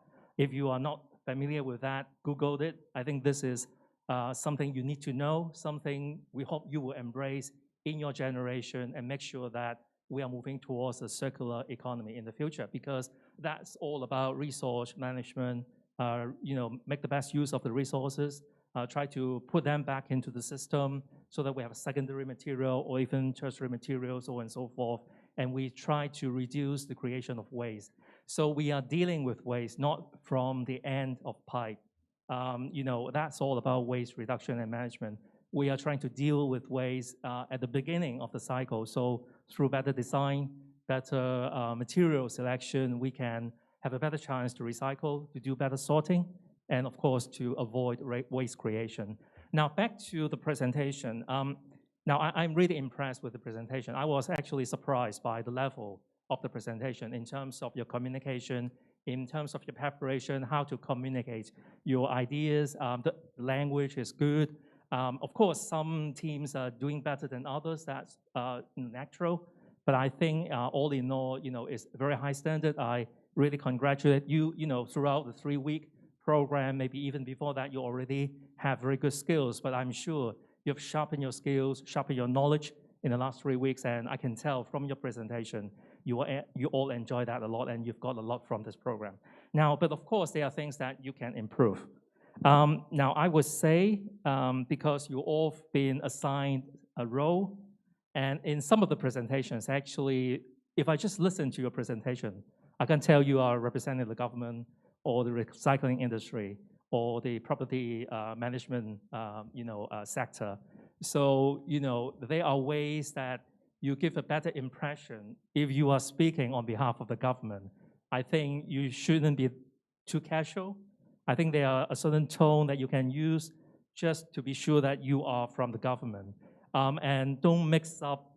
You can ask the property construction sector to do this or to do that. That's your responsibility. This is the government's plan, so this is what I am going to present to you. But I need support from other sectors and stakeholders. So you are actually asking for collaboration from other sectors. So this is the kind of tone that you should take. If you are from a recycling industry, then maybe we would be expecting you to complain about contaminated recycled materials that would affect the cost of your recycling businesses. These are some of the details that would improve your presentation to show that you understand the challenges faced by your industry. Now, for some of the other sectors, actually, there are things that you can tell. For example, for caterers, I'm sure food waste is a big problem. Disposable is, of course, another issue.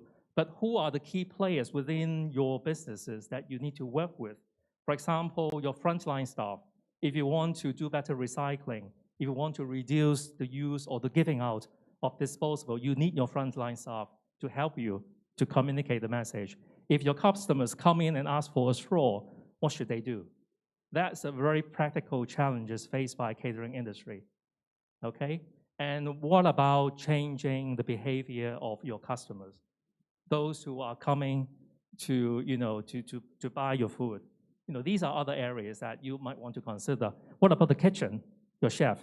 How to reduce your order of ingredients? I think that's, a very strong connection between you as the boss and your chef. How to manage that relationship, how to educate them that they need to measure or to calculate or estimate how much food they need to prepare for their dishes and to reduce food waste from the source. So I think these are just some examples that, when I was sitting down there listening, I thought, okay, maybe that's the next step. Probably I'm asking for too much for this morning, but these are the areas that I'm sure you can reflect on and improve in the future. Now, some presentation skills, I think Mr. Fong also, already mentioned some. I also have some observation. For a 7-minute presentation, it's a very short presentation. You need to have some focus. You need to have key messages. Don't be too ambitious. If you have like 6 or 7 sections or 6 or 7 messages, you would imagine it's not going to be a good presentation. You're not going to get the attention of your audience. Okay, so that's something you have to keep in mind. When you're presenting, don't turn your back towards your audience. So it's also about your posture. Being confident is one thing, but your audience is sitting in front of you. So don't turn your back towards your audience. If you are not the only presenter, you're working with a team, show your teamwork, show the smoothness of that presentation. I remember some teams started with like a storytelling arrangement. I think that's a good idea. But again, it depends on how much time you have. If you're going to tell a 5-minute story in a 7-minute presentation, then you are getting into trouble. You use Kahoot. I think Mr. Fong commented on that. I think it's a good way to get attention, but very often doing well or not well is just a thin line. So attention can turn into distraction. So keep your Kahoot session short. Don't ask too many questions. Otherwise, people will get carried away and they forgot about your presentation. So that's another, I think, area you can improve. Now, I want to say something about the subject matter to conclude my sharing, because it's about waste management, about reducing waste creation. Many presentations, whoever you are, you talk about raising awareness, organizing events, education. These are all very, very important. But coming from, not exactly from business sector, but I'm representing the Business Environment Council, actually representing corporates as a membership-based organization. So we are now telling our members, corporates, it's not time to just make commitment or to raise awareness. I think we all have high awareness about environmental issues. It's time to take action. So for you, it's time to turn awareness into action. So I really hope that after this program, my takeaway message for you is, don't just stick with, okay, I pledge I will do this or that. I will use reusable bag. I will not use straws. I think it's not good enough. You have to take real action. Influence your peers. Tell them why you are doing this, and try to influence their behavior as well. Start with your family, maybe you're already doing that. Start with your family, with your parents, with your grandparents, and help them to understand why we need to recycle, why we need to do sorting, and what it means to your future generation and the entire world. I really hope that, remember you need to take action, and starting from today. So that's my sharing, and again, thank you so much for having me here, and I thoroughly enjoyed my time, and I wish you all the best in the new school year. Thank you.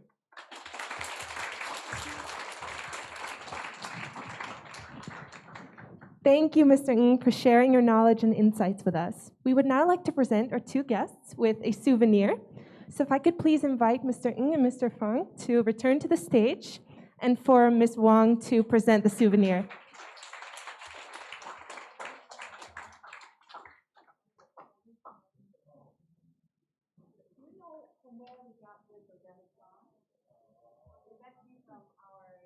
Organic farm in Hong Kong is USDA, so I hope next time you can visit our farm and hope the rest of it. Okay, so, okay, let's take a photo.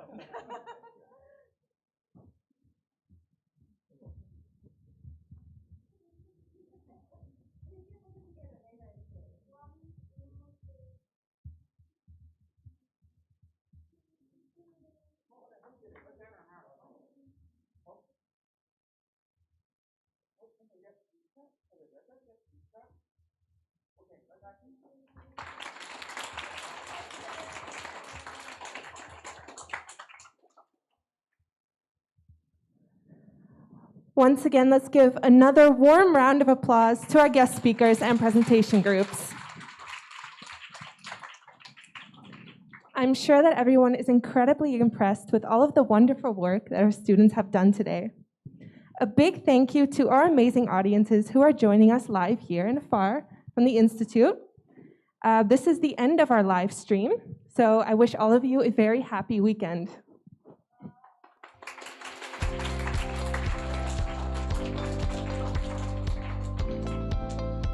So to celebrate our presenters' achievements, we will be taking some group photos.